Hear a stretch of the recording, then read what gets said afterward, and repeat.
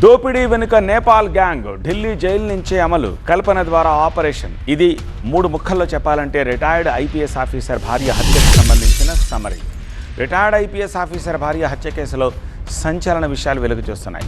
నేపాల్కు చెందిన సాహు గ్యాంగ్ దోపిడీని ఆపరేట్ చేసినట్టుగా పోలీసులు గుర్తించారు. ఢిల్లీ జైలు నుంచే స్కెచ్ చేసినట్టు గుర్తించారు. ముంబై, నేపాల్, పట్నా నుంచి వేరువేరు వ్యక్తులను కల్పనకు అటాచ్ చేసి ఆమె ద్వారా దోపిడీకి పాల్పడ్డట్టుగా చెప్తున్నారు. దోపిడీ చేసిన బంగారాన్ని ముంబైలో దాచినట్టు గుర్తించారు. ప్రస్తుతం 2 వ్యక్తులు పోలీసుల అదుపులో ఉన్నారు. మరోవైపు కల్పన కోసం పూణేలో పోలీసుల వేట కొనసాగుతోంది. తనూజ కూతురు సునంద రంజన్ ఇచ్చిన ఫిర్యాదుపై కేసు నమోదు చేసిన జూబ్లీహిల్స్ పోలీసులు ఇంట్లో చోరీకి గురైన వివరాలు సేకరించారు. సునంద ఫిర్యాదులో ఏముంది?